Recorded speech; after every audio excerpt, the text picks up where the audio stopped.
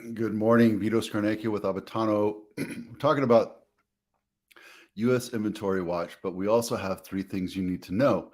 Before we go into all that, we want to talk about what's going on this weekend because it's Thursday, and I want you to know about some things that are coming up. And yeah, let's go into it real quick.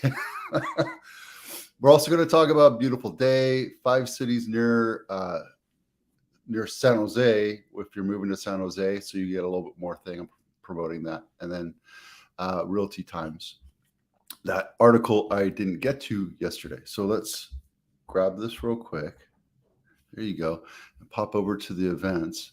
Now, first thing that caught my mind was this guy right here, Morgan Hill Mushroom Music Benefit.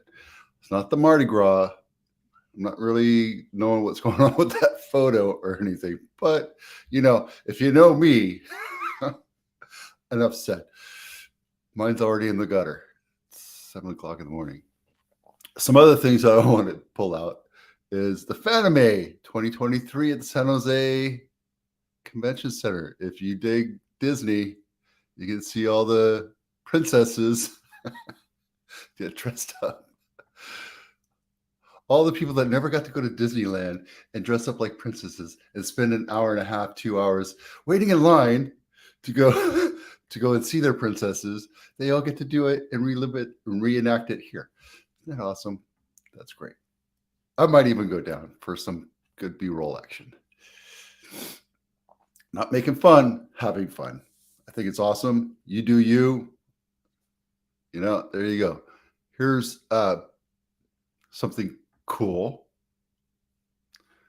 Jurassic Park. This weekend, dinosaur experience.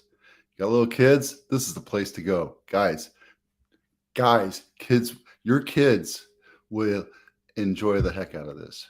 Go do it.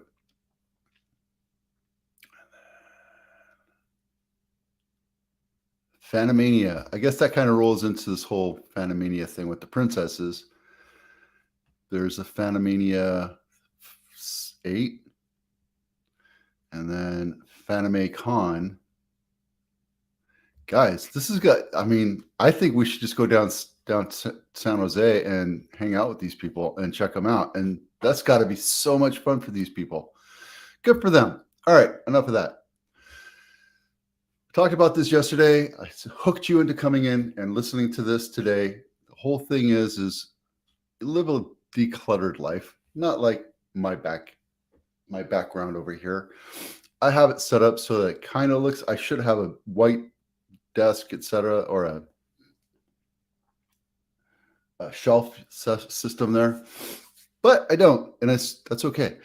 I always tell people when you're selling your house, make sure there's no more than 3 objects on any surface: wall, desk, dresser, shelves. I have 1, 2, 3, 4, 5, 6, 7, 8, 9. Guilty. Right? I'm guilty. You look at my desk, which I don't want you to see. It's messy. That's okay. I live here. That's not the point. When you're moving and you want to sell your house, you want to stage it or organize it so it looks decluttered and it looks organized, like somebody can move in and it looks staged, right? Now, did you know that there's 2 different people? There's 2 actually different professions. Some people do both, but most will focus just on one thing. Now, there's a stager and there's an organizer, and the organizer actually helps you pack, gets rid of all the bulky stuff, gets rid of stuff, gets your clothes that you're not going to wear. If you're selling your house in the summer, it gets rid of all your winter clothes, that kind of stuff. But that's because they help organize the sale. Now, I have access to both people, and they work together sometimes when it's a big project. Amazing person. They will help you declutter, but it really doesn't take that much effort. And guys, if you're selling your house, you need to pack anyway. So start packing. Throw some stuff in boxes. Declutter your rooms. No more than 3 big bulky items in a room, like a couch, a chair, and a table. If you looked at my family room, I have end tables. I have mess everywhere. I have dog toys, you name it. That's because I live here, right? When I go to sell my house, I will declutter, get rid of half the furniture, and make it look big and airy and make sure all the light comes in. I personally like a cave. That's just how I am. I like my rooms dark. You can't tell right now because I have fake light coming in on me right now, but that's because I'm shooting a video. When I'm not shooting a video, I have the lights off and it's nice and cozy for me. That's just me, right? If you're showing a house, you want all the lights on, you want everything decluttered, you want the dogs out of the house, that kind of thing. So yeah, it's a simple thing to do, but it takes some time. And I have a video on that. Don't have it linked in here. I didn't spend the time to go find it, but it's if you're interested, I'll send it to you. As you may know, I am part of this community. Beautiful day. They go out and help remake or fix up different parts of Santa Clara County, and it's a great thing. And it's October, I want to say 6th and 7th. It's 2 days. We're only asking you for 4 hours of your time. It's come out, enjoy the community, enjoy meeting new people, enjoy helping make Santa Clara County better, right? Costs you nothing but some time. You don't have to be skilled. I hate painting. I've been put on a sub-lead at Latimer Elementary. I'm going to be doing some repairs and some painting and some planter boxes, but I don't care for painting. I just never, it's a mental block, I guess. Yeah. But come out and do it. Do it for good. Do it for yourself. Do it to make yourself feel better. And you know what? When you give 4 hours of your time, that's it. 4 hours. You can spend 4 hours doing TikTok. Come on out. Enough of that. 5 cities near San Jose. Dang it. I have it right here. That was my channel.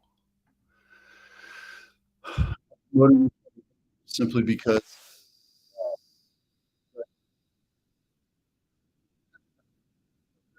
back to this.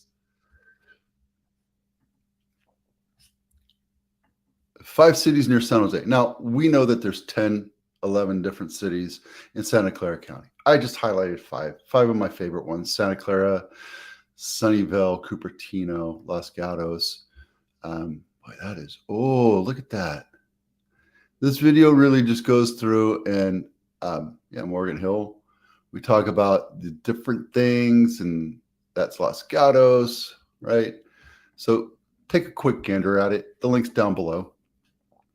I didn't do what you get for $1 million today. Let's see if I can kick that out. No, I'm not going to do that. I know I'm mumbling. Joe, thanks. RealtyTimes. That's it. Okay, let's go into inventory. Guys, inventory is super. You hear all these like crash bros talking. Oh, the market's going to crash. The market's crashing. This is the time to buy real estate. Yeah, the market might crash, right? So did Chicken Little said the sky was falling. And, in that story, the sky did fall. Look, we're hurting for inventory. If you look at this graph, this is Santa Clara County, single family homes only. And this is for up to May for this year. Well, this year and back 10 years. We're so low on inventory right now that demand, even though it's lower than it has been in a few years, it's desperately low. So people are competing over very few houses. I'll put it to you that way. If you look at what Realtor says, it's less than 300. Actual MLS is 364. Doesn't really matter. That's the real number. I just use that to prove that, those aggregator sites aren't exactly accurate all the time, but I just want to make sure you know that. I use it as a baseline just so you can see the ups and downs. But if you look, again, the reds mean that we're in decline from the week before. Right? That's all that means.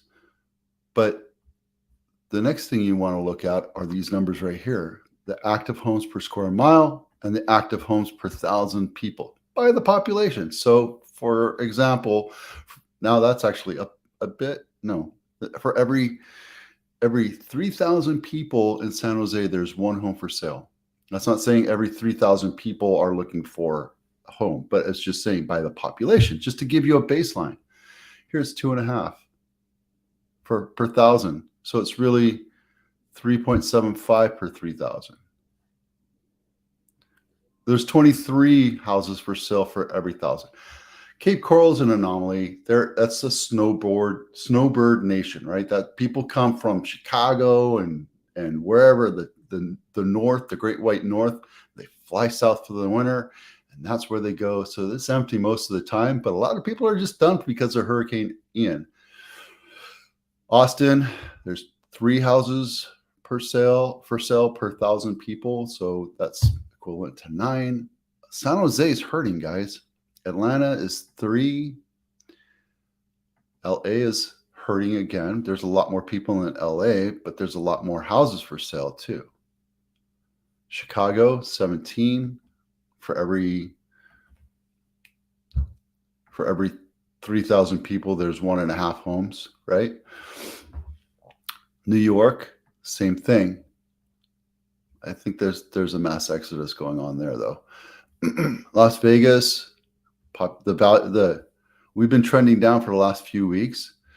And the one thing I want you to look at here is not just the numbers. We're heading towards the end of our selling season. Get out of here. Let me go over here. There we are. AV geek, producer, TV show host. The reason why I want you to be aware of these numbers is because as we get out of the selling season, March, April, May, we're going to see inventory go down even less. We're going to see sales go down a little bit less, especially over the summer. People don't think about buying houses during the summer. It just doesn't, unless you're getting out of here. If you're going to go to Austin or Vegas or wherever, you're going to move out of California, or if you're moving to Sacramento or Bakersfield, you're thinking about moving out. You're not looking at selling your house right now. You're exploring different places in the summer. Last year, we went to Cape Coral, Fort Myers, checked that area out a month before Hurricane Ian happened, because we don't know. We don't know where we're going to move. We're just exploring different areas, right? We have no commitments anywhere. I like North Carolina.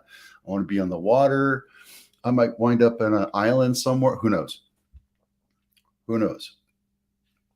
But we're exploring, so people don't think about selling houses in the summer. So inventory is going to go down. Demand is going to go down. Sales volume will buffer.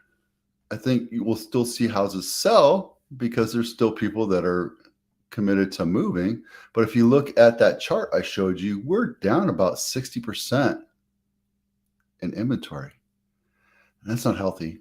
I mean, what we want is prices to be affordable for buyers. Yes, we want to make as much money for sellers, so we're in a conundrum. But what would be healthy for the market is to have a good 2008, 2009. I know people would lose their houses. I know all that stuff, but it brings the prices down. We need to have that happen again, mostly because when that happens, right there, we talked about this yesterday. When recessions happen, it actually makes the market stronger. It's kind of like thrashing all the dead grass out of your lawn. You want it to do that so that it gets more air, gets more water, more nutrients can go to the roots, roots, and it will become a stronger, more vibrant lawn. It's the same thing. We need to cull out all the dead wood, all the non-performing loans, all the people, and make it more affordable so more buyers can enter the market. And I know it's a sad thing, but it's also part of life. You have winners, you have losers in the stock market. It's the same thing in the housing market. It's just the way it is. And recessions actually strengthen the values over time. Okay, enough of that. It's been 15 minutes. I'm Vito Scarnecchia with Albatano. I hope you have a fantastic weekend. We'll see you out there. Maybe I'll see you at that Disney thing.